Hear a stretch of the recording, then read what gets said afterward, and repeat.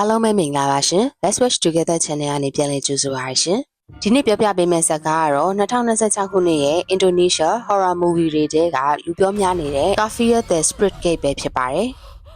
ဒီကားဟာ2018ခုနှစ်မှာထွက်ခဲ့တဲ့ Kafir ရဲ့နောက်ဆက်တွဲဇာတ်လမ်းဖြစ်ပြီးတော့အောက်လန်းပညာဝိညာဉ်ဆိုးတွေနဲ့မိသားစုလျှို့ဝှက်ချက်တွေကိုအခြေခံထားတဲ့ Horror Movie တကားပါဇာတ်လမ်းက Series ဆိုတဲ့အမျိုးသမီးတစ်ယောက်ကိုအဓိကထားဖော်ပြထားပါတယ်လွန်ခဲ့တဲ့၈နှစ်ကသူမရဲ့ခင်မွန်ဟာမန်သာအောက်လန်းပညာကြောင့်တည်ဆုံးခဲ့ရတာပါ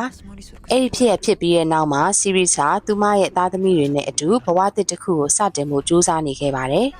ဒါပေမဲ့အတိတ်ကအမှောင်မိုင်ဆုံးနှိမ့်ဝှက်ချက်တွေကသူမကိုပြန်လည်လိုက်လံပြီးတော့ခြောက်လန့်လာပါတော့တယ်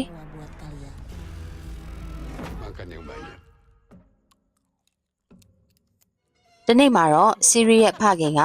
သူမရဲ့မိခင်အပြင်းအထန်နာမကျန်းဖြစ်နေကြောင်းကိုသတင်းပို့လာပါတယ်။အဲဒါကြောင့်ပဲမိသားစုတစ်ခုလုံးကအိမ်ဟောင်းကိုပြန်သွားကြရပါတယ်။ဒါပေမဲ့အဲ့ဒီခီးစဉ်ဟာသူတို့ဘဝရဲ့အဆိုးရွားဆုံးအိမ်မက်ဆိုးတစ်ခုဖြစ်လာခဲ့မယ်ဆိုတာဘယ်သူမှမသိနိုင်သေးပါဘူး။အိမ်ထဲမှာထူးဆန်းတဲ့အတန်တွေကြားရတယ်။လူမရှိတဲ့နေရာတွေမှာအရှိန်မဲတွေပေါ်လာတယ်။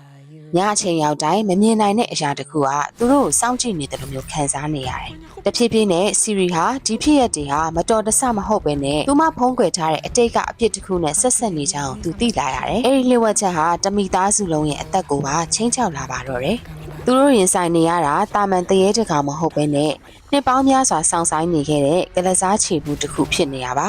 ။စီရီအနေနဲ့သူမရဲ့မိသားစုကိုပဲကယ်တင်နိုင်မလား။ဒါမှမဟုတ်အတိတ်ကအပြစ်တွေကြောင့်အားလုံးပျက်စီးသွားမလားဆိုတာကိုတော့ဇာတ်ကားထဲမှာကိုယ်တိုင်ပဲဆက်လက်ပြီးတော့ကြည့်ရှုလိုက်ကြပါအောင်နော်ဒီကားရဲ့အားသာချက်ကတော့ jump scare တွေမကဘဲနဲ့မိသားစု drama အောက်လန်းပညာနဲ့ psychological horror တွေကိုပါပေါင်းစပ်ထားတာပါအင်ဒိုနီးရှားတရေကားတွေကိုကြိုက်တဲ့သူတွေအတွက်ကတော့လက်မလွတ်သင့်တဲ့2026ရဲ့ horror movie တကားလို့ပြောနိုင်ပါတယ်အခုလိုမျိုးဇာတ်လမ်းကောင်းလေးတွေကို movie review လုပ်ပြီးသွားမှာမို့လို့ Let's Watch Together Channel ကို like and follow လေးလုပ်သွားပေးကြပါအောင်ရှင်ကျေးဇူးတင်ပါတယ်ရှင် Semuanya sudah selesai.